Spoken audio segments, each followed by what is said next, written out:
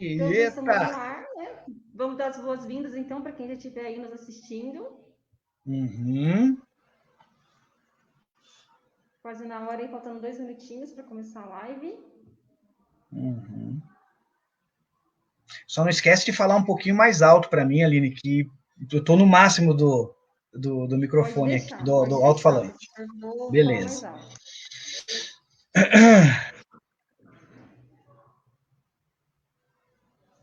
Vou dar uma boa noite, então, para todos que já estiverem participando da live. E deixar um recado bem importante, tá? Sobre o retorno das aulas, tá? Que vai ser no dia 8/3, então teremos retorno das nossas aulas iniciais no sistema híbrido. Nossas aulas serão organizadas com todos os protocolos de segurança, tá? É necessário, sendo facultativo para os alunos, a presença. Então, é facultativo voltar para essas aulas presenciais.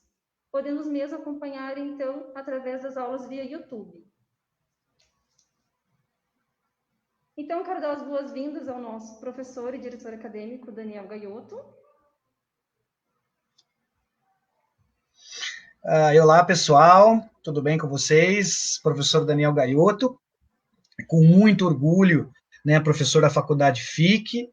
Quero que vocês saibam que, para esse ano, a montagem das aulas está sendo feita com muito carinho, com muita atenção, com muito estudo, tá? A gente tem um aprimoramento bem legal dos nossos estudos, ok? Bom, para quem não me conhece, sou o professor Daniel Gaiotto, de momento, né, eu sou diretor acadêmico da FIC, professor da FIC com muito orgulho. Eu, na minha formação, eu tenho formação, eu sou bacharel e licenciado em Biologia, Ciências Biológicas, né? Eu tenho mestrado na área de taxonomia vegetal, até nós vamos falar um pouquinho sobre a taxonomia do vírus, do Covid-19, e tenho mestrado nessa área, e com muito orgulho estou aqui, né? Como eu comentei com vocês. Então, a gente vai começar aí uma live hoje tratando um pouco das questões que refletem sobre a ecologia, sobre o nosso comportamento em relação ao ambiente e os reflexos disso, né? Os reflexos disso no nosso dia a dia, na nossa rotina, né? Como assim já está previsto aqui pela equipe. Tudo bem? Um prazer estar aqui. Muito obrigado, Aline. Muito obrigado. Pessoal, vou passar um recado para vocês também, lembrando, tá? Que para computar a presença, vai estar passando aí a lista de presença, então, por favor, preencher para computar a presença de vocês, tá bom? Para certificação gratuita. Então, vamos iniciar agora com a nossa mesa redonda, com um assunto importante que todos queremos saber, né, professor Daniel?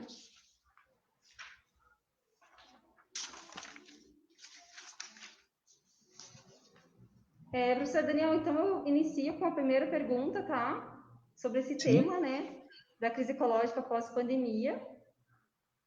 Professor Daniel, como o professor vê essas relações ser humano, natureza perante essa crise? Bom, vamos lá. Primeiramente, a gente tem que lembrar que ela não é única, não é uma única crise que nós tivemos de caráter pandêmico, onde ela tem a sua origem a partir da relação entre homens e animais em diversos aspectos. A gente vai dar até uma abordagem um pouco disso numa revisão de algumas pandemias voltadas nesse sentido. Então, uma coisa que nós não podemos deixar de afirmar é o quanto nós aprendemos, né, em relação ao que se passou na questão do Covid-19. Isso acho que ficou bem evidente o quanto a humanidade está intimamente ligada à natureza, né? Então a gente pode refletir, né?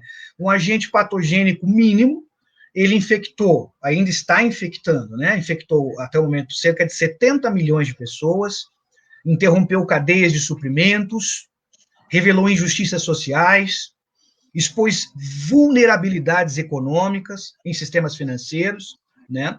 Então, o que eu encaro nisso? Eu encaro isso como um custo, né, da nossa relação mal administrada junto à natureza, né? Isso é uma coisa que é muito nítida. Então, o nosso relacionamento, ele está rompido há bastante tempo e, claro, que os resultados, tomando por base, né, o Covid-19, a nossa pandemia, esses resultados são bem nítidos, né? É importante dizer que esse choque de entendimento, ele gera reflexos, então eu acredito que em um futuro próximo nós vamos enxergar a relação especificamente com animais, humanos e animais, de uma forma um pouco mais saudável, evitando, dirimindo, né, ou diminuindo essa série de problemas que nós temos justamente nessa relação. Então, é importante dizer que é importante que se tomem decisões, que se reconheçam atitudes baseadas na importância da natureza, e claro que isso é essencial para a construção de um mundo melhor, né, com toda certeza. Mas o que se discute mais, talvez, em termos de ambiente, ciência, nesse momento? Ainda se discute muito a questão da questão climática, a questão de atentado à biodiversidade, compromissos, né, em relação à questão do clima e questões futuras. Eu acho isso é bastante importante estar salientando. Então, esse ano ainda, acredito, né, ainda se seguirem os calendários, nós teremos uma série de encontros voltados a uma melhor política em relação ao clima. Isso já vem acontecendo, com certeza, há mais de 20 anos, com o início disso na ECO 92, em 1992, com certeza, muito tempo atrás. Né?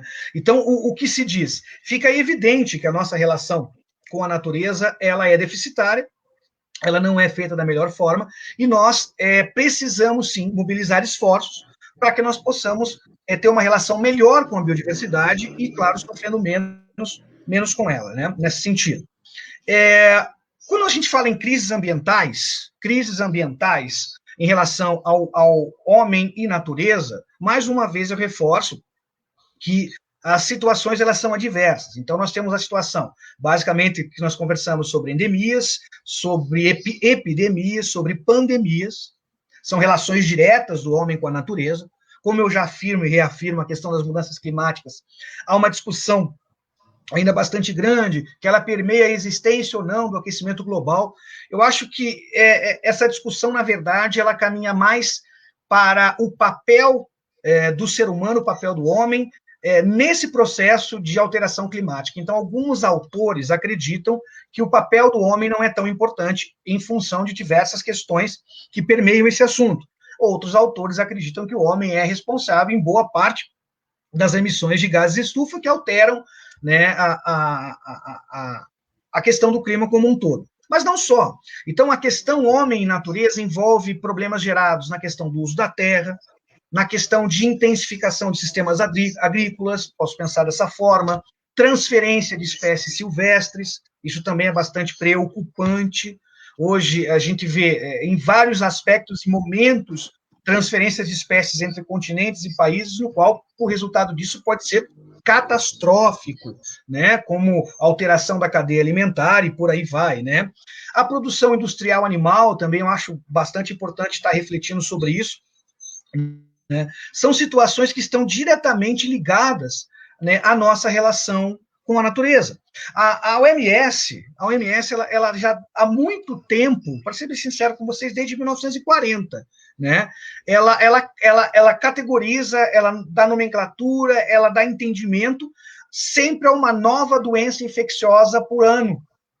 Então, essas doenças, a maioria esmagadora delas vem dessa relação deficitária, né? Não equânime entre homem e natureza. Então, a gente pode dizer, né, nesse contexto, sobre o que realmente acontece, posso dizer para você sobre o ebola, é uma questão muito séria, que envolve a relação direta homem e natureza. Podemos falar de SARS-CoV-2 e as suas incríveis variantes, inclusive o próprio Covid-19, que tem essa origem, né, a partir de animais, a gripe suína. Então, são situações que nós entendemos que elas acontecem o tempo todo. A OMS o tempo todo fala, são crises ambientais, que são reflexos, são resultados da relação homem-natureza.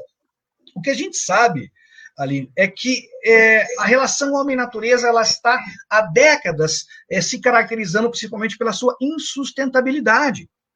Né? Isso nos traz contextos gravíssimos em questões sanitárias, socioeconômicas, né, nesse sentido. Então, o que eu procuro sempre dizer, algumas pessoas, de uma maneira muito bacana, enxergam oportunidades em questões de crises. Eu acho que isso é uma ideia, é uma alternativa, nós já falamos isso em outras lives, isso é bastante importante, mas eu não deixo de negar que é uma grande oportunidade de uma reflexão sobre a nossa conduta em relação à natureza. Mais uma vez colocando, gente, desde 1940, todo ano a OMS lista doenças infecciosas. Dentre elas, muitas têm origem diretamente na nossa relação com animais, seja por parasitoses, seja por comer o animal, a própria relação da questão que envolveu os macacos do Covid-19. Então, é um momento em que nós realmente podemos parar para pensar como está sendo a nossa relação com a natureza e quais os reflexos disso. Eu acho que nós já discutimos muito o reflexo dessa pandemia, seja na área econômica, na área da saúde, na área da educação e por aí vai. Então, eu enxergo dessa forma. Ela é insustentável a nossa relação com a natureza, ela requer que nós tenhamos muito mais bom senso, mas que tudo isso que nós estamos passando em relação direta a uma crise envolvendo um contato com animais, eu espero que isso sirva de reflexão sobre a nossa conduta, sobre a conduta humana relacionada à natureza. Seria mais ou menos isso em relação a essa pergunta, Aline. Né? Não sei se alguém gostaria de perguntar alguma coisa aí do pessoal, como é que está aí? Até o momento não temos perguntas, professor. Mas essa questão que você falou sobre a relação da natureza e o ser humano, realmente, se for olhar o histórico, são casos, assim, de pandemias, assim, que sempre envolvem essas questões mesmo. Professor, eu tenho uma outra pergunta, então, para você, em relação mesmo a que você citou agora.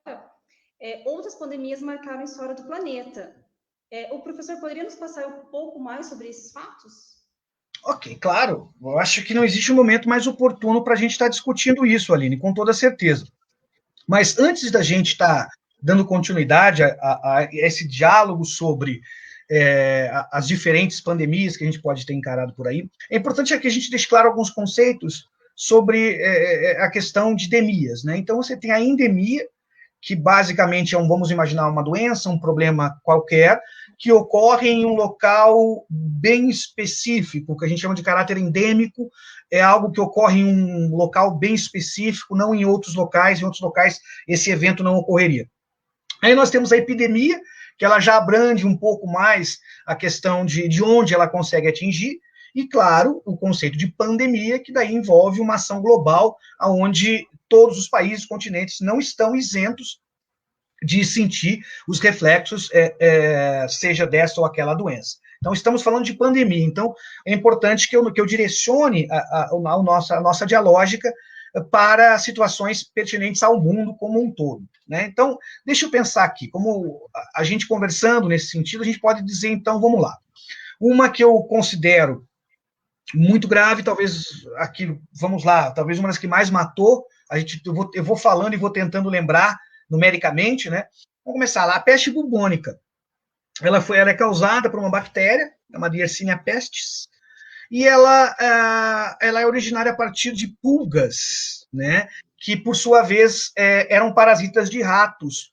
Então, os roedores estavam infectados, as pulgas picam os roedores e, por consequência, acabam picando as pessoas, e o resultado disso é a disseminação da doença em caráter pandêmico. Professor, só licença um momentinho, tá? Eu vou dar boas-vindas aos alunos que já estão presentes na live. Boa noite, Roberto, boa noite, Pamela, Dani Andrade, Amanda Caetano e Georgia. Agora, quem vai se apresentar aqui para vocês agora, que falar um pouco com vocês, é a nossa diretora Priscila. Só um momento. Seguindo os protocolos, né, professor Daniel? Eu só vou tirar rapidamente, só para dar as boas-vindas, porque eu estou chegando. Seja bem-vinda. Pessoal, oi? Seja bem-vinda. Nada. Pessoal, eu só estou entrando para dar as boas-vindas, a abertura desse início de ano de 2021, que vem aí com muita coisa boa, que vem abençoado, a gente renovando as nossas forças, as nossas esperanças. Nós falamos, professor Daniel, que os sonhos não param, que os objetivos não param, isso é o mais importante, nossos alunos estão aí, eu estou vendo a galera entrando, né, porque realmente quer continuidade dos seus sonhos, dos seus projetos, é isso que a gente busca.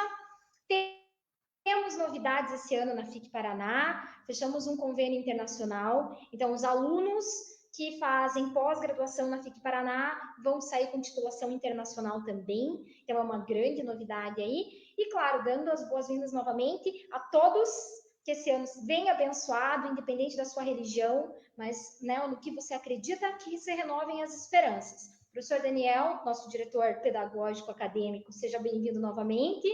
Aline, sempre aí com a gente, né? E vamos Maravilhosa. lá, gente. Total, tô amando, professor, a sua fala. O professor Daniel sempre é maravilhoso no que ele traz. O professor Daniel sempre é top. A gente diz, a nossa estrelinha aqui da FIC é o professor Daniel. Aproveitem, suguem muito conhecimento desse cara. Esse cara vai estar nas aulas presenciais com vocês. Todas. Todo o conteúdo que ele puder, ok? Um grande abraço, pessoal. Até a próxima. Professor Daniel, fique à vontade aí. Tchau, Obrigado, galera. professora Priscila. Vale lembrar, pessoal, que a professora Priscila, ela que me chamou, me deu as oportunidades, eu sou muito grato a ela, da realização do sonho de poder lecionar para vocês, de poder estar com vocês. Mais uma vez eu venho formalmente agradecer a FIC como um todo, a equipe, claro, a diretora-geral, administrativa, a Priscila, por todas as oportunidades que ela vem dando e me deixando muito feliz. Muito obrigado, Priscila. Vamos lá, desculpa aqui, deixa eu ver quem dá um oi aqui, então, para Amanda, para o Anderson, para a Geórgia. Um grande abraço a vocês, queridos. Vamos que vamos. Pamela, tudo bem? Seja bem-vinda. Que legal. Gente, não esqueçam da questão da chamada, da questão de certificado, não deem mole em relação a isso. Mas vamos lá, vamos voltar, pessoal. Estávamos falando, né, Aline, sobre as principais pandemias do mundo. Essas pandemias. Isso. Olha, uma coisa que eu gostaria que os alunos que cá estão percebessem. O que eu vou comentar sobre pandemias, eu quero que vocês percebam que vai haver uma íntima ligação entre o ser humano e o animal. Ela pode ser uma relação que envolve um caráter parasitário, pode ser uma relação que envolve alimento, pode ser uma relação que envolve comportamento, mas você vai perceber que nós tivemos problemas relacionados a grandes pandemias, todas praticamente relacionadas à questão homem-animal. Se não, claro, aquela questão homem, o ser humano para ser humano. Claro, não esquecendo que nós também somos animais, claro que sim. Então, eu estava falando, Aline, sobre a peste bubônica. Né? Foi uma pandemia que ela foi assim, ela é ainda uma grande referência nos estudos. Eu, com muito orgulho, de momento não estou com aulas de ensino médio, mas a minha vida inteira fui professor de ensino médio, e claro que o momento pandemias, o momento peste bubônica era um momento de se parar, de se conversar, de se dialogar. Por quê? Porque foi de uma extrema gravidade. Como eu comentei com vocês, o pessoal confunde um pouco com leptospirose, não é a mesma coisa, não é a questão do xixi do rato, por favor, é uma questão que envolve a pulga, que naturalmente pica o rato infectado, além do rato infectar, a pulga também tem essa condição de, ao picar o ser humano, transmitir a doença. Então, o que se via? Né? Você se via um quadro de inchaço de gânglios linfáticos, de virilha e pescoço, aquela coisa natural de febre, uma tendência, uma resposta imune do corpo natural, calafrios, dor de cabeça, e ela é a famosa peste negra. Eu não sei se vocês lembram, alunos, que daquela imagem das pessoas usando uma espécie de bico de corvo, extremamente tétrica, coisa de filmes de terror. Às vezes as pessoas perguntam para que era aquilo. Gente, aquele bico, ele era todo ele recheado com cânfora, para que esses responsáveis em retirar os corpos e acumulá-los nas praças, seja para o que for que fizessem, para a questão do odor. Então, essa imagem tétrica, ela faz, na verdade, referência a uma estratégia que eles tinham para evitar a questão dos odores característicos da putricina, em função do apodrecimento do corpo de pessoas. Para você ter uma ideia, na época da peste bubônica, o mundo tinha cerca de 450 milhões de pessoas e morreram 50 milhões. Se você for fazer esse dado hoje, diante de 6 bilhões de pessoas, parece que não morreu muito. Mas se a gente for pensar, 50 milhões de 450 é bastante coisa. Então, acredito que até 1/3 da população veio a ter reflexos bem negativos, veio a morrer em função dessa pandemia. Certo? Aí a gente vê o quê? Qual é a relação? A relação homem-animal, a questão talvez de higiene na época, né? A questão do rato estar presente, da pulga, etc, etc. Mas está aí um reflexo, mais uma vez citado, em relação a homens e animais. Uma outra que eu posso citar para vocês é a varíola, né? A varíola é curiosa porque o vírus da varíola ele é categorizado sobre um item chamado, são os vírus conhecidos como ortopox. São vírus extremamente grandes, a característica principal dos vírus é por serem extremamente pequenos. né, precisam de microscopia eletrônica de varredura, microscopias específicas para poder ser visualizado, porém, o ortopox, o causador da varíola, ele é capaz de ser encontrado em microscopia óptica, tal é o seu tamanho. Isso significa que ele tem uma cadeia de DNA gigantesca, no qual ele se torna hábil na produção de proteínas, o que para nós, infectados, seria muito pior, né? Basicamente atacava vias respiratórias, né? E, claro, a troca, ar, contato, assim como o Covid também transmitia a varíola. Isso é bastante importante colocar. Uma outra coisa também, agora de bactéria, que eu acho importante estar citando, é o cólera, né? A gente chama o cólera, por quê? Porque vem de um vibrião, uma espécie de, um grupo específico de bactérias. Basicamente, é uma outra relação do ser humano com a natureza. Ela é causada, basicamente, por questões de água não saneada, água suja. Então, esse é o contexto pelo qual existe a questão do cólera, nesse sentido. As pessoas passam mal, as pessoas têm náuseas, vêm a vomitar, contaminam a água não devidamente tratada contamina outras pessoas. Matou muita gente. E ainda, alguns anos atrás, houve citações de alguns casos de cólera para a região de Paranaguá. Então, não podemos afirmar de que é algo já extinto ou banido do nosso meio, né? Uma outra também importantíssima, também causada por vírus, o influenza, né? Os nossos H1, etc. Lembrando que o que é o H1N1? O H vem de hemaglutinina e o N vem de neuraminidase, que são duas proteínas voltadas à adesão do vírus na célula. Então, são vários modelos de H e de N, por isso varia H2N5, H1N1. São todos influenza. Né? E esse vírus influenza causou a famosa gripe espanhola, né? Matou aí cerca de 40, 50 milhões de pessoas ali por 1918, 1920, né? Nesse sentido. Os sintomas são os mesmos, o SARS-CoV, né? 2 seria mais ou menos a mesma coisa, claro que não especificamente, não confunda com a ação do Covid, né? Esse é um pouco mais atual. E mais uma vez, para encerrar, eu acho que a gente pode conversar, não estender muito sobre pandemias, é a gripe suína. Né? Aí matou cerca de 16 mil pessoas, e mais uma vez, retratando a questão já pautada pela equipe no início da nossa discussão, né? A questão da relação homem-animais. Gripe suína, naturalmente, a gente tem uma condição de pegar essa doença, uma vez se relacionando, né, de que forma for com os porcos. Né? Entre nós podemos passar a doença por vias respiratórias, normalmente contato com superfície contaminada. Isso tudo é característica de vírus, meus amados alunos. Os vírus, eles têm um conjunto grande de sintomas parecidos para um conjunto grande de modos de transmissão também parecidos. Claro que todos não são a mesma coisa, porém, muito similares. Ok? Seria mais ou menos isso que a gente teria para falar, Aline, sobre pandemias. Outras podem ter existido? Podem, mas eu acredito que tomaria muito tempo da nossa live. Então, acho que isso aí está legal. E aí? Sim. Pessoal, perguntas? Se alguém tiver alguma pergunta, fazer o professor Daniel. Professor Daniel, só uma questão. A gripe espanhola foi que mais matou a população, assim, entre as pandemias? A gripe espanhola, se eu não me engano, eu posso estar cometendo equívoco, né? Mas ela matou entre 40 e 50 milhões de pessoas. Mais ou menos a mesma quantidade que matou a peste bubônica. Só que a diferença é a quantidade populacional de uma e de outra. Né? A população mundial era numericamente diferente. Mas ambas, a peste bubônica e a espanhola, mataram cerca de 50 milhões de pessoas, cada uma delas. Entendi, professor. Tá, tem mais uma pergunta, professor. O quadro hoje pandêmico, né? Em relação aos fatores biológicos do planeta, pode trazer uma nova organização biológica? O que muda sobre as relações da espécie? Tá, então vamos lá, vamos tentar entender.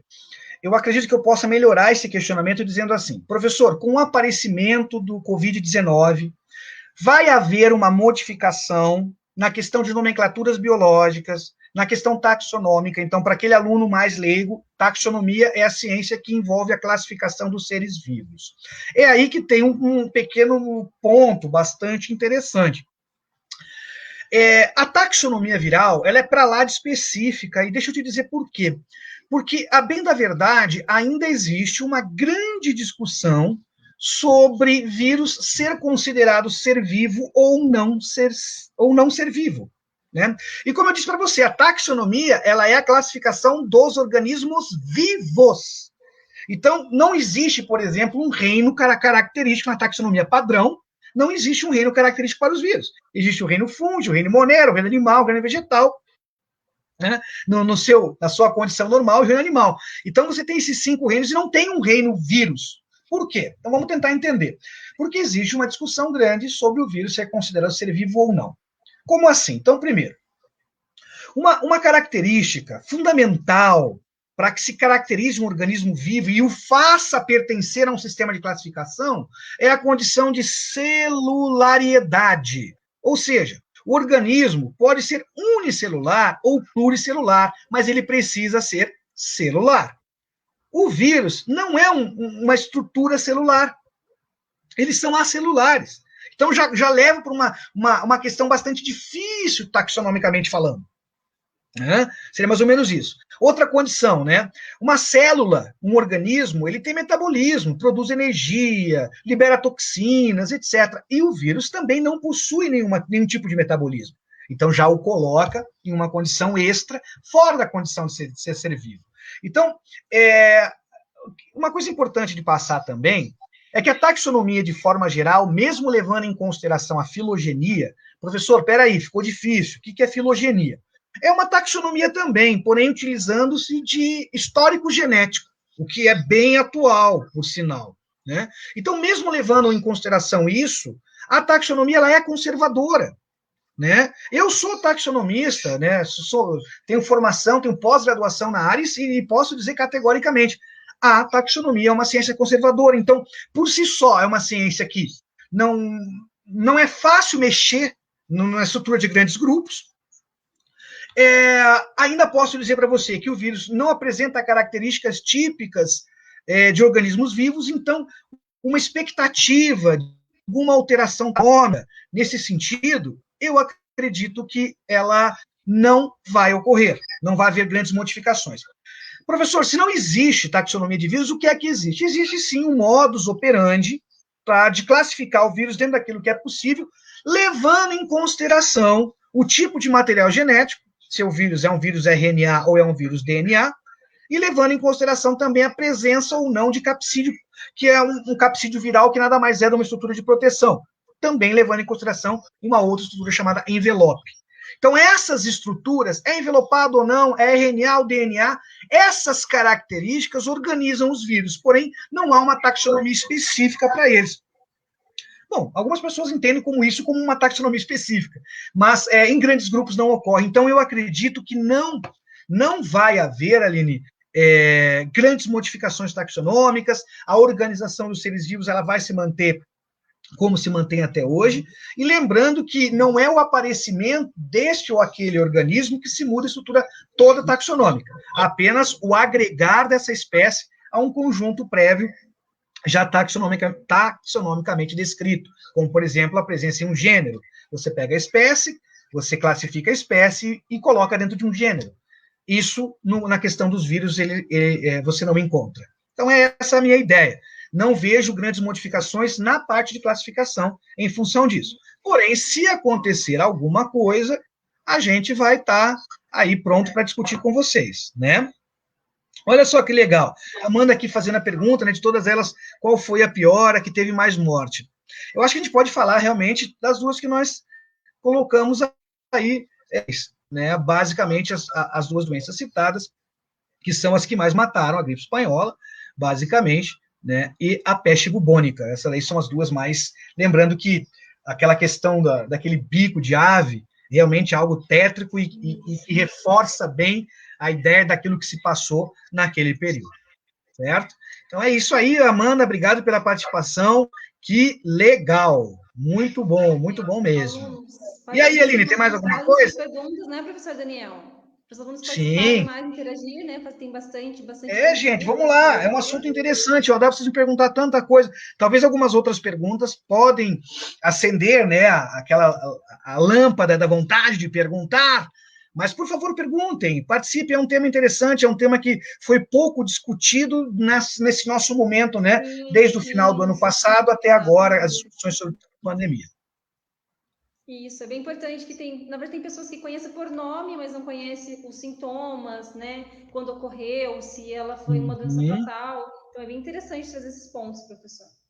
exatamente, é por aí. Então, enquanto os alunos não fazem as perguntas, eu tenho mais uma pergunta, tá, professor? Opa, manda lá.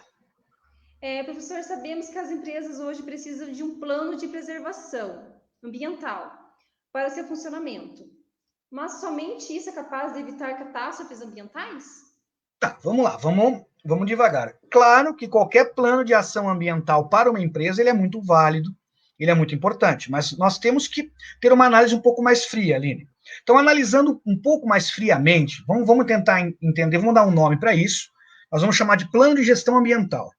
Tá? Então, empresas têm plano de gestão ambiental, empresas não têm plano de gestão ambiental, qual é o reflexo disso? Então, vamos lá. No meu entendimento, grandes catástrofes, elas não apresentam uma correlação muito próxima. Por quê? Eu penso, por exemplo, vamos lá, que uma pandemia, que é o que nós estamos ainda passando, vamos lá, um terremoto, vamos lá, um vulcão, um maremoto, que são catástrofes ambientais, elas não seriam, vamos pensar assim, né, evitadas por um plano de gestão ambiental de uma empresa. Né? Não vejo isso acontecer. Então, vamos pelo menos extrair isso nesse sentido. Agora, um plano de gestão ambiental, ele serve para quê, basicamente? Bom, basicamente, ele serve para que você implante um sistema que inclui atividades de planejamento, vamos lá, planejamento, responsabilidade, processos, recursos, compras, totalmente voltadas a uma questão, por exemplo, de consumo consciente, preservação ambiental e por aí vai. A resposta do público para esse tipo de ação é super positiva. E também o meio ambiente ganha muito, uma vez que a empresa ela é voltada a uma preocupação com o meio ambiente. Né? Nessa questão aí. Ó, temos uma pergunta aqui, antes de continuar, o Anderson fez aqui uma pergunta, Aline. Olha só, o Anderson perguntou para mim aqui, é possível vivermos uma nova pandemia em menos de 20 anos? É muito difícil, Anderson, o professor ter uma previsão disso. Então, vamos lá, se de repente a gente cuidar do que comer, né? A gente cuidar daquilo que se toca, parasita, de repente podemos evitar. Mas é muito difícil eu ter um diagnóstico. Né? Como eu disse para você, a OMS, desde 1940, ela todo ano lista uma doença infecciosa, que está aí, seja em caráter endêmico, epidêmico ou pandêmico. Né? Trouxe 5 pandemias para você ver. Eu, particularmente, gostaria que não, até porque 20 anos, Anderson, é um interstício bastante considerável. Né? Nós temos 20 anos, muita coisa acontece em 20 anos, inclusive a possibilidade de uma pandemia. Mas o que eu posso te dizer é, nós estamos vivendo uma. Então, sim, é possível vivermos outra. Eu não vejo um motivo para isso. Porém, vale-se dizer que as lições aprendidas dessa pandemia especial jamais devem ser esquecidas. Jamais devem ser esquecidas. Tá? A preocupação, seja com qual aspecto for, né, deve ser enfatizada para que se evite, né, problemas tão sérios como o que vem acontecendo, o que está acontecendo com a gente, né, nesse sentido. Então é isso aí, né? Pessoal, lembre de se preencher a lista de presença, tá? Questão de certificados, não deem mole em relação a isso, hein? O Prof. Dani está atento a isso. Bom, voltamos à nossa questão de planos de gestão ambiental em empresas. Então vamos lá. Primeiro, eu coloquei que nós talvez não temos uma relação próxima a grandes catástrofes, como eu citei. Porém, eu acho que ele é de uma importância, para mim, no meu entendimento, empresas todas deveriam ter plano de gestão ambiental. Todas. Então, vamos tentar usar alguns exemplos para a gente tentar entender. Então, vamos deixar claro que o fato de um plano de gestão ambiental não evitar uma catástrofe não o torna inútil. Pelo contrário, a gente tem uma série de ações para ele. Para isso, a gente precisa ter uma cabeça bastante colocada no lugar. Então, vamos lá. Eu sou professor há 20 anos. Tá, para não ser há 18. Ano passado, 18, esse ano, estou no 19º ano como professor. Então, as minhas realidades empresariais, elas vão permear o ambiente educacional. Eu acho que isso é natural. né? Então, dentro das escolas que eu tive contato, que tiveram planos de gestão ambiental, sucesso maravilhoso, tá? Eu trabalhei numa rede de escolas no qual eu tive a oportunidade, inclusive, de ser o responsável pela gestão do plano de gestão, e os resultados foram maravilhosos, maravilhosos. Mas o que a gente fez? O que deu de legal? Então, por exemplo, em uma outra escola, um aluno, ele urinou na caixa d'água de toda a escola. A caixa d'água tem o tamanho de uma piscina olímpica. É uma escola de 2.000 alunos. Toda a água teve que ser trocada. Em nenhum momento, esse aluno recebeu a devida orientação sobre o tamanho do estrago ambiental que ele fez ao urinar na caixa d'água da escola. Era uma escola que não tinha um plano de ação ambiental. Certo? Então, ele foi lá e fez isso por quê? Porque, de repente, não houve nenhum processo que o orientou a entender a gravidade daquilo que ele estava fazendo. Então, você, num plano de gestão ambiental escolar, você consegue economizar água. Certo? É um recurso importante.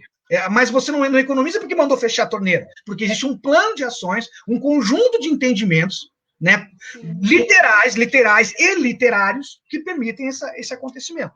Outra coisa importante, uma escola preparada num plano de gestão ambiental compra produtos de empresas que não agridem o ambiente. Então, a compra de giz, sacos, são todas biodegradáveis, todas seguindo essa linha e essa preocupação. E também valorizando compras em locais regionais, próximos ao ambiente escolar, valorizando o entorno. Tudo isso é planejado, não é da boca para fora. Aí, o que isso evita? Então, vou tentar dar uma ideia. Isso é muito importante que eu vou falar agora. Algumas escolas, elas fazem, por exemplo, aquela questão de vamos coletar latinha e vamos fazer uma competição da turma que pegar mais latinha vai ganhar uma viagem para o Beto Carreiro World. Aquilo vira uma insanidade de criança pegando latinha, e é claro que você consegue perceber que o foco de ação não é o ensino médio. O aluno do ensino médio não vai sair catar latinha. Você direciona para o fundamental. Aí eu te pergunto, aonde ele vai catar latinha? Na rua? Vai ser na rua? Pai, estou saindo, vou catar latinha. Evidentemente, se você faz uma competição de angariar latinhas, você está automaticamente estimulando o consumo, por exemplo, de acidulantes, açúcares, gaseificantes, tudo aquilo que faz mal para uma criança. E você achando que ambientalmente está fazendo certo. Estou estimulando recolherem latinhas por uma questão de reciclagem. Gente, precisa deixar claro, a reciclagem do alumínio é muito cara. É claro que ela diminui o impacto da matriz, o impacto da retirada do alumínio da rocha. É claro que isso é válido, é importante, não se discute isso. Mas também tem que se entender que para transformar o alumínio em lingote, para o lingote virar uma outra coisa, são toneladas de energia para que isso aconteça. Então, qual é o caminho? Talvez o caminho não é estimular você pegar latinha, e sim você desestimular o consumo. Isso é planejamento. E a gente cansa de ver as escolas tomando partidos errados, estimulando concurso para que a criança arrume latinha, seja comprando, vendo o que quer, e que por muitas vezes isso, eu tenho relato em colégio que eu trabalhei, de alunos que compraram caixas de refrigerante de latinha para abrir e esvaziar na pia enquanto não conseguiam tomar. Tá? Então, isso são diversos problemas, isso é bastante importante. E eu quero dizer isso um pouco mais sério, porque existe uma PL, chamada, se não me engano, PL 1755/2007. Ela trata da retirada de refrigerantes das escolas. Meu Deus do céu, gente! Uma emenda parlamentar que trata da retirada do refrigerante da escola, e aí o responsável resolve juntar latinha. Não há congruência nisso. Esse processo ele tá para ser dando continuidade na Câmara desde 2017. Então, está aí a importância de um plano de gestão ambiental, para que você saiba o que está fazendo, porque existe um problema muito sério que as pessoas acreditam que sabem tudo sobre o meio ambiente, e no fim das contas, acabam que estão fazendo até, se não estão fazendo nada, estão fazendo pior. Continuando. Outras coisas que você pode contemplar num plano de gestão ambiental: você pode contemplar a questão de consumo de energia elétrica, você consegue pensar na diminuição de produção de resíduos, você consegue pensar num consumo um pouco mais sensível, um consumo um pouco mais consciente, evitando excessos de consumo, seja quais forem, porém dentro daquilo que se entende como natural. Lixos, etc. São todas situações, Aline, que são muito válidas para um plano de gestão de uma empresa, e é claro que eu trouxe isso para uma questão escolar, para que todos possam discutir. Tá bom? Seria mais ou menos isso. Pessoal, não esqueçam da chamada de vocês, etc. Aline, é isso. Não sei se alguém tem alguma pergunta, alguém gostaria de alguma sugestão, alguém tem alguma alguma questão? professor Daniel, referente a esse tema, que realmente, professora, muitas escolas falam sobre realmente meio ambiente, educação ambiental, mas é bem difícil ser efetivo, né? É meio contraditório algumas questões das escolas mesmo.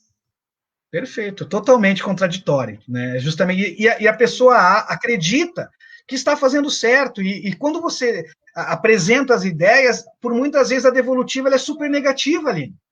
Super negativa. Porque quando você tenta explicar, a pessoa acha que você está querendo estragar as ideias ambientais dela. Infelizmente acontece isso. Não tem essa ideia de que, na verdade, ela que está fazendo errado, né, professor, dessa maneira. Exatamente. Enquanto Seria os mais ou alunos menos não isso. fazem perguntas, professor, também tem mais uma pergunta que também tem relação da natureza com o homem, que é das queimadas, né? A crise Perfeito. das queimadas poderia ser evitada, professor, pelo homem? Tá, então vamos lá. Vamos partir aqui da nossa pergunta. A pergunta que você me passou é: a crise das queimadas poderia ser evitada pelo homem? Então vamos lá. Se você me pergunta, a crise das queimadas poderia ser evitada pelo homem? Você está me dizendo que existe uma crise de queimadas, certo? E eu acredito que você deve estar se referindo aos nossos últimos meses atrás, onde nós tivemos aí toda uma movimentação em relação a explicitar, né, questões gravíssimas do governo federal. Acho que pelo menos eu tenho que ter a sinceridade, a transparência de abrir meu coração, sobre a falta de ação do governo nesse sentido, gerando crises absurdas, absolutas, etc. Então vamos lá. Primeiro ponto. Para que eu entenda a crise, eu precisei levantar dados matemáticos ali, sobre o volume e o tamanho dessa dita crise.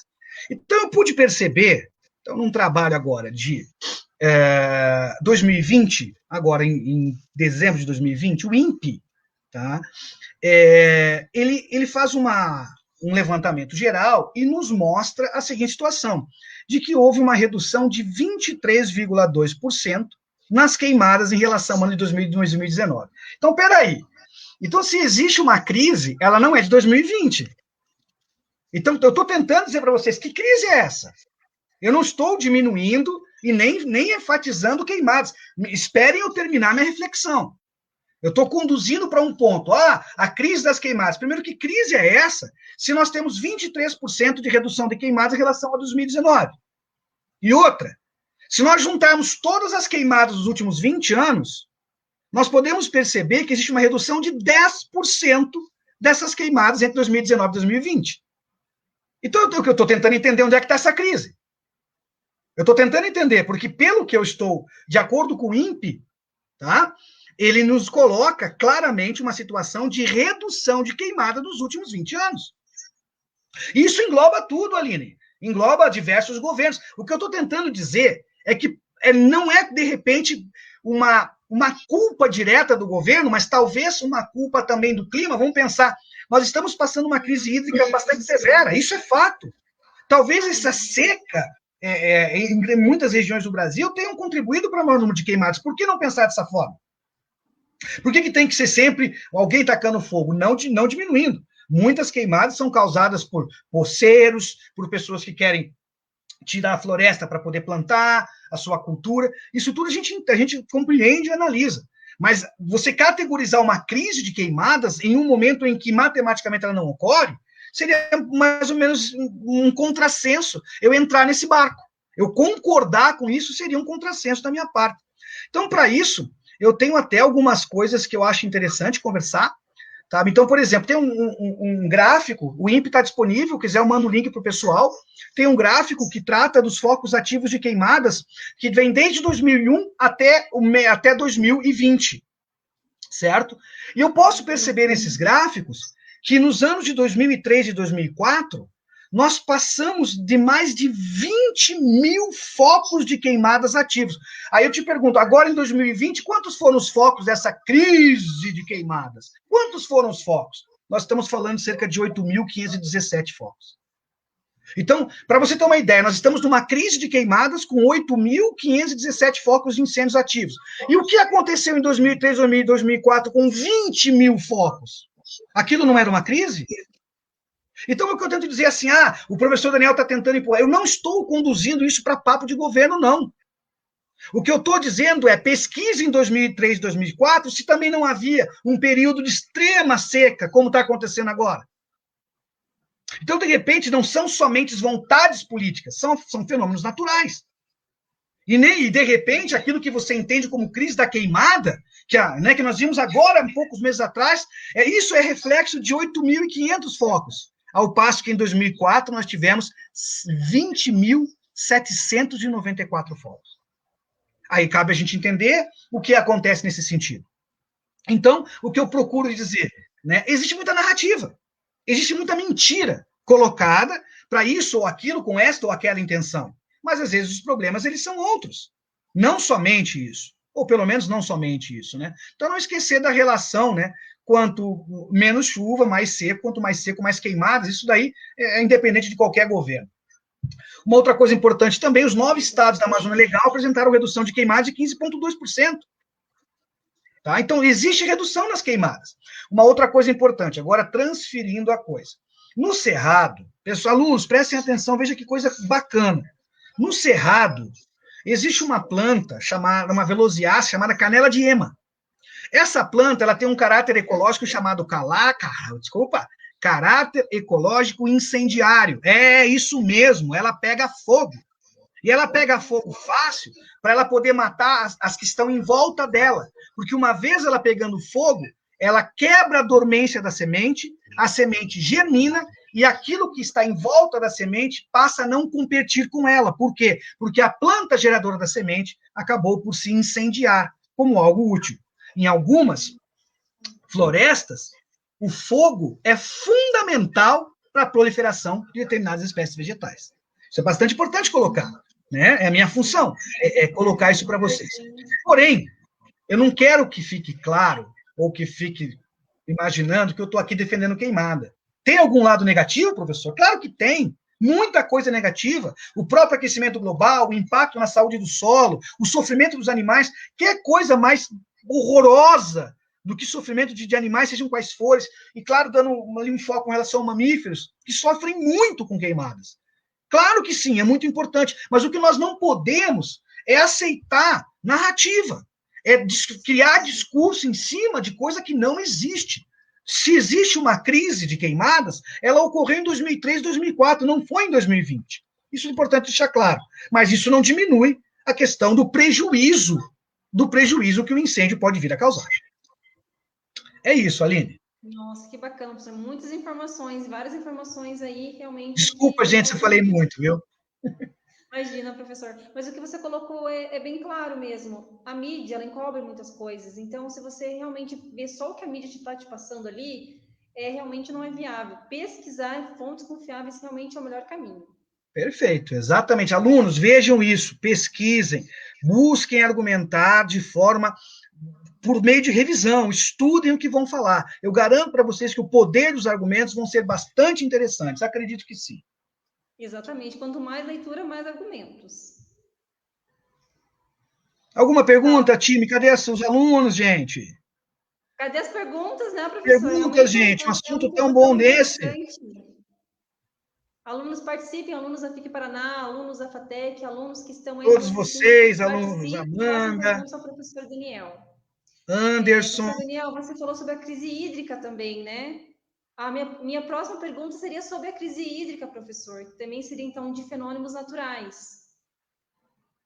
Bom, vamos lá. A questão hídrica é evidente e, claro, também pesquisei dados e todos eles corroboram para uma situação calamitosa. O que nós estamos vivendo, em especial na região sul do Brasil, é algo nunca visto. Nós estamos aí para meses e meses de alternância da água chegando, saindo, a cada 36 horas, realmente... etc. Estamos passando por questões severas, e isso é muito importante, sabe? Importante que a gente reflita sobre o quê? Vale-se dizer que existe hoje cerca de 2,2 bilhões de pessoas que não têm acesso à água tratada, certo? Em países que estão em desenvolvimento, dados atuais colocam que cerca de 80% das doenças têm origem na água que não está tratada. Olha o tamanho da dimensão disso. Existem estudos que acreditam que até 2025, cerca de 52 países englobando cerca de 3,5 bilhões de pessoas vão ter problemas de saneamento e de água tratada. Como resolver? Então, nós temos que entender algumas coisas. Talvez algumas situações elas possam vir de fenômenos naturais, desculpe o pleonasmo, naturais. Né? Uma questão climática pontual, algo de movimentação de ventos, alguma coisa nesse sentido. Talvez um professor de geografia possa me ajudar. Então, questões pontuais podem influenciar no regime de chuvas. A gente pode pensar, então, questões climáticas, podemos pensar em a próprio consumo exacerbado, sem controle, sem nenhum tipo de verificação. Isso também pode levar ao uso exacerbado do recurso, da água, etc. Né? O que eu acho, no meu entendimento, agora sim, Amanda Caetano, pensa numa pergunta que encaixa no momento exato, Amanda. Amanda coloca aqui, o consumo consciente ajuda também, né? Claro, é nesse ponto que eu estou tentando chegar. Mais do que nunca, olha a questão, né, de um plano de ação ambiental para uma empresa. Um plano de ação ambiental para uma faculdade, para uma escola, permite ao aluno entender que o consumo consciente talvez seja o caminho mais adequado para que possamos ter água. Então, existe, claro, que situações pontuais específicas que são além do nosso controle. Né? Alan, seja bem-vindo, boa noite. Né? Porém, o que eu tento passar é que nós precisamos, sim, entender que o consumo deve ser consciente. E o consumo consciente não é não consumir. Sabe, eu lembro uma vez, enquanto professor de ensino fundamental, um aluno todo cheio virou para mim e falou assim, professor Daniel, eu estou tomando banho de mais ou menos 1,5 minutos para economizar água. Eu falei, bom, cara, não é isso não foi isso que eu quis dizer para você em relação ao consumo consciente. Eu acho que um banho de 5 minutos, 10 minutos, ele é extremamente saudável e está dentro daquilo que, né, o nosso plano de águas pode oferecer. Né? Então, sim, Amanda, você tem toda a razão. Eu estou tentando conduzir. Primeiro, eu tentei conduzir a resposta para a questão de que existe uma falta de água generalizada ao natural e que, se nós não cuidarmos em relação ao consumo consciente, claro que, de fato, as coisas só vão piorar. Então, em especial a água, não só a água, né? Eu acho que para qualquer aspecto ambiental, Amanda, Alan, demais alunos, Anderson, eu acho que o mais importante é que se entenda, a palavra-chave é consumo consciente. Consumo consciente. O que é muito difícil. É muito difícil você imputar isso para que a pessoa entenda. Mas é para isso que existe um projeto de sensibilidade ambiental, algo que você possa imputar na sua empresa, para que as ações que sejam tomadas a partir desse projeto façam a pessoa se sensibilizar. Lembrem, gente, a consciência é um ato próprio, é interno. Eu tenho a minha consciência. As pessoas, elas não me conscientizam, as pessoas me sensibilizam e a minha consciência é modificada a partir disso. Nossa, que ótima reflexão, professor. Para essa noite, assim, foi maravilhosa. Nossa. Gente, olha só, não esqueça de visitar o nosso site www.faculdadefic.com.br. Nós temos mais de 30 cursos de pós-graduação, o pessoal dá uma olhada lá, e nossos 10 cursos de graduação também estão lá, todos com emendas, grades e tudo que vocês precisam. Gente, hoje, se tiver alguém que quiser fazer pós, tem desconto, hein? Tem desconto para pós-graduação hoje. E lembrando, nossa Esquenta FIC Paraná também até 30 de março, aí com ótimas promoções nas nossas graduações aí para aluno que ainda não é da FIC Paraná. Presta atenção, gente, aproveitem. Olha, a oportunidade é boa mesmo. Estaremos todos lá pelo seu melhor, pelo seu crescimento, pela sua formação, para que você se torne um cidadão de bem, um cidadão de direito, com capacidade de produzir, né, os próprios bens, os próprios benefícios. Seria a nossa ideia essa. Exatamente, construir seus valores, seguir o seu caminho, fazer sua carreira aí, se encontrar, Perfeito. né? Que educação é se encontrar, né, professora? É investir em si. Uhum. Perfeito. Tem mais alguma pergunta, alunos? Professor Daniel, aproveitem, a live termina às 19h30. Alguém quiser fazer alguma pergunta ao professor?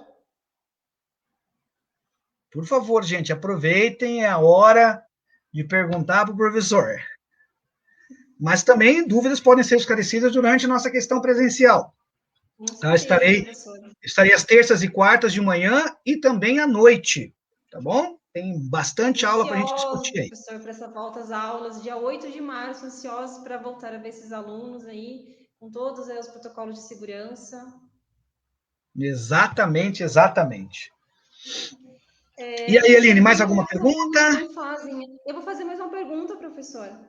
Tá bom. Falando sobre, retomando um pouco daquela questão da educação, né, infantil, fundamental, que é importante ter essa consciência sobre o meio ambiente. Então, professor, hoje é importante a educação ambiental desde a infância?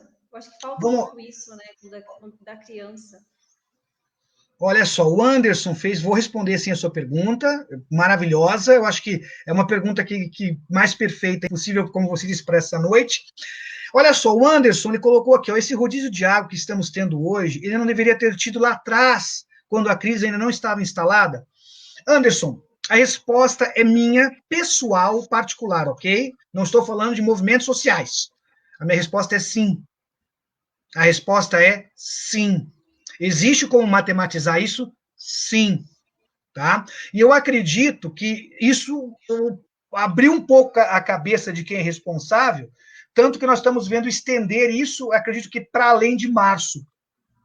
Ouvi dizer, então, por favor, ouvi dizer, não tem fundamento teórico, ouvi dizer que vai o ano todo, porque quando chegar em junho e julho começa a nova estiagem de inverno, então nós vamos continuar com esse regime até o fim do ano. Eu, por favor, queria que não acontecesse. Mas sim, Anderson, se houvesse um planejamento, ele poderia pelo menos reduzir esse impacto que nós estamos tendo hoje de 36 horas sem água. Claro que sim, tá? Com certeza. Georgia disse que está com saudades, estamos também todos com saudades aqui. Eu vou voltar à pergunta da Aline. Tá? A Aline me perguntou sobre a educação ambiental na questão da infância. É sucesso. É ali que você consegue grandes resultados na formação humana, na formação do cidadão. Vale-se dizer que, claro, essas crianças vão crescer e o planeta vai estar, dentro de poucos anos, nas mãos delas. Né? Para que ela possa... O que é importante, você sabe? Nessa idade, é a idade que você... Então, olha só. A criança, você faz aquela rodinha... Sei, Aline, se você já viu isso, faz a rodinha das crianças para dividir o lanche. Sim. Você viu? O que isso preza? Né? Isso preza, basicamente, o início da questão de recursos, de eu tenho, eu divido, né, eu cuido, eu gasto, é ali onde tudo começa.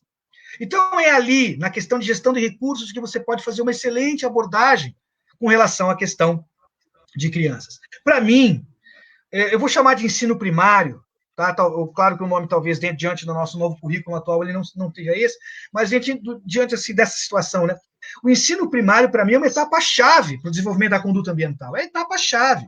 Eu fui professor na rede do Sagrado Coração, na Escola Santa Teresinha do Menino Jesus, há muitos anos atrás. Inclusive, foi lá que eu conheci a diretora Priscila, também como professora. Né? E eu pude trabalhar num projeto especial chamado Ciências para Pequenos Cientistas. E eu trabalhei durante 5 anos com projetos direcionados às crianças exatamente nessa ideia, nessa idade, exatamente nessa questão. O sucesso foi maravilhoso, os pais chegavam na escola e contavam da mudança da postura da criança em relação às aulas que nós tínhamos, né, nesse sentido. Era uma coisa assim maravilhosa. Então eu tenho certeza, inclusive uma coisa curiosa, foi que pouco tempo atrás, em uma de nossas atividades de live, um aluno, né, que foi meu aluno enquanto pequeno, me chamou e falou: professor, você lembra de mim? Né? E aí eu olhei e falei: cara, pelo nome eu não lembro. Quando ele abriu a foto, eu lembrei que foi do meu aluno desse processo. E ele relembrou o quanto isso foi importante para ele. Então ficou, hoje o rapaz está na faculdade, faz pedagogia, mas nunca ele esqueceu de que os valores ambientais, que as questões que se trabalham, foram dadas para ele naquela idade. Então isso sim é bastante importante, isso é muito legal. E às vezes as pessoas perguntam: professor Daniel, como tornar isso efetivo? Não é fácil, não é só chegar e falar. Você tem que criar planos de ação, você tem que estudar o ambiente, entender de meio ambiente, para poder propor soluções saudáveis. Né? E uma delas é justamente essa, Ciências para Pequenos Cientistas. Gente, era um desgaste gigantesco, mas eu ainda era jovem e podia retribuir. Então, o que eu tenho para dizer é que a educação ambiental, para essa faixa etária, das crianças infantil 5, primeiro ano, segundo, eu acho que isso é muito válido e tem todo um resultado para que se faça com que as crianças passem a cuidar da natureza, assim como parte da vida delas, Aline, e não somente como fonte de estudo ou como fonte de decorar. Seria Sim. mais ou menos isso. Ótimo, professor, porque a fase, na verdade, da educação infantil é muito marcante, né? Tudo que acontece durante a infância é muito marcante. Então, as Mágico. escolas trabalharem e adequar esses planos de ação, igual o professor fez, realmente vai fazer toda a diferença. Exatamente isso. Olha, o Roberto aqui diz muito boa a palestra, parabéns, professor Gaioto. Roberto, eu te agradeço de coração, muito obrigado por estar participando. E claro, estamos de volta aí no nosso presencial, que ninguém mais aguenta de vontade de estar junto, claro, com todas as preocupações, com todas, né, as questões que são importantes para que se evite, né, ainda a transmissão desse vírus, que dê só por Deus, né? Exatamente, porque pode dizer que é praticamente um ano, professor, né? Que nós estamos nas aulas remoto. Exatamente. A educação foi a primeira que parou e a única que não voltou ainda direito, né? Isso gera um reflexo na cadeia de produtividade da parte educacional muito grande, né? Os professores, coordenadores, número de alunos, turmas que não fecham. A gente tem que ser como, né, em outra live, a gente tem que ser sincero, tem que abrir o coração, tem que dizer a nossa situação é essa, o que nós podemos é isso, e e aguardar que as coisas venham a melhorar, porque vão melhorar, E sim, com e toda fazer com certeza. amor, né, professor? Independente da situação, fazer sempre com amor. Exatamente. Professor, então acho que tem mais nenhum aluno, tem alguma pergunta, professor Daniel? Estamos quase encerrando nossa live de hoje. Lembrando que amanhã tem mais uma live com o professor Irineu e na próxima live, na quinta-feira, com a professora Bruna. Perfeito. Professores maravilhosos, viu, gente? Fiz live com o professor Ineu já. Pensa num professor fera, e é professor de vocês, hein, galera? Pensa num professor fera. Muito bom. Grandes temas e grandes lives com grandes professores. Exatamente. Então, estamos quase encerrando. Se vocês quiserem fazer mais alguma pergunta, pessoal, temos ainda um minuto aí de encerrar essa live. Professor, como os alunos ainda não estão fazendo pergunta, então, para encerrar, então, professor, qual a reflexão sobre esse tema, né, da crise ecológica pós-pandemia? Olha, eu acho que é uma reflexão que ela não permeia só a questão ecológica, até porque a discussão ela foi bastante ampla. Nós estamos passando um momento bastante difícil. O que nós precisamos é ter tolerância em relação ao comportamento do próximo. As pessoas estão isoladas, estão perdidas emocionalmente, relacionamentos deixaram de existir, empregos deixaram de existir, sonhos, ideais deixaram de existir. A gente tem que tentar sempre buscar ser feliz, né? E ser feliz, basicamente, é tornar o seu dia a dia melhor um pouco para você e para as outras pessoas. Então, para encerrar, o que eu posso dizer assim, nós temos que, basicamente, respeitar a natureza, respeitar uns aos outros e ter muita força para levantar, sacudir a poeira, porque a vida ela não é fácil e nem deveria ser. É isso.